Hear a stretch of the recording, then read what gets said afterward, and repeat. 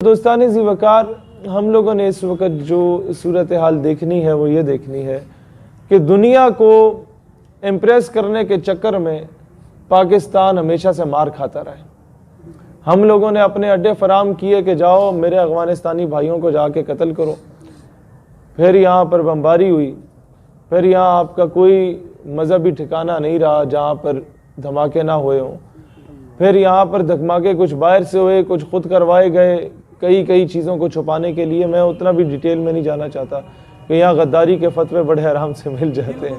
तो कहने का मकसद ये है कि दुनिया को इम्प्रेस करने के चक्कर में हमने मदरसों को, अभी अगर मैं बताना शुरू कर दूँ उलमा कराम को और मशाइख को कि FATF ने लेटेस्ट कानून दिया क्या है, तो आप लोग सर पकड़ के बैठ जाएं।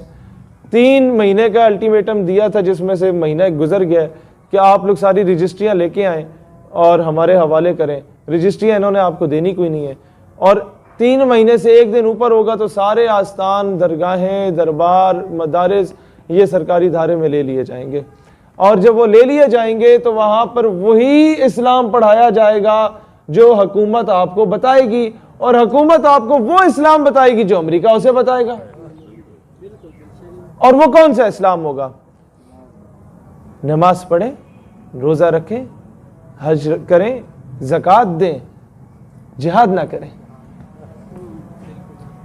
गुस्ताखी करते, खैर है, फ्रीडम ऑफ स्पीच है, करने दो, ये इस्लाम पढ़ाया जाएगा। बार बार हमें बचपन से बताया जाता है वो कूड़ा फेंकने वाली रवायत का, तो यही चीजें बार बार डाली जाती है कि कल को कोई भी आगे बकवास करने लग जाए तुम्हारे मजहब के बारे में, तुम कुछ ना कहना उसको। दोस्तान ज़ी वकार,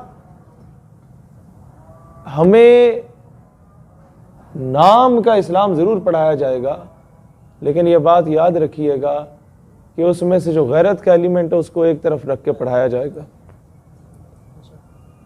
हमें मसला ये है मजहबी तबके का भी, क्योंकि हम खुद को मजहबी तबका तस्वर करते हैं, हम सीरतन मुल्ला है, सूरतन मिस्टर है।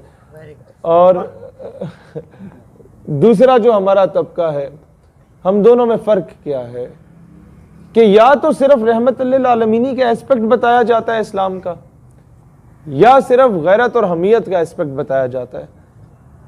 जब रहमत लिल आलमीनी का एस्पेक्ट बताया जाता है तो दूसरी तरफ ये नहीं बताया जाता कि जनाब कश्मीर में जब माओ बहनों बेटियों के साथ ज्यादतियाँ की जाएं तो फिर इस्लाम गैरत का भी दर्ज देता है। इस्लाम नहीं कहता कि चूड़ी पहन लो।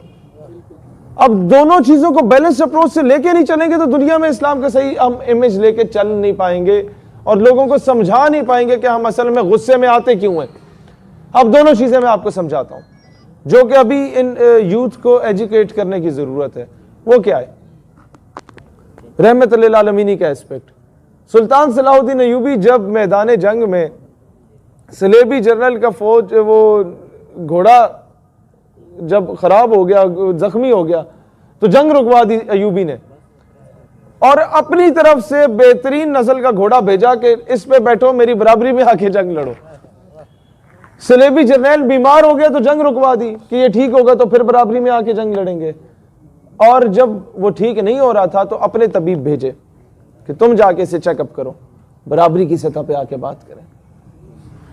लेकिन वही अय्यूबी था कि शाम से जब मुसलमानों का काफिला गुजर रहा था तो एक सलेबी जनरल, गालिबन जनरल बुन्निस था या रिचर्ड था, तो उसने, बुन्निस गालिबन, उसने क्या किया, उसने वो काफिले को तौहीन का निशाना बनाया और कहा कि कहाँ है तुम्हारे नबी मोहम्मद अलैहिस्सलाम, बुलाओ अपनी मदद को।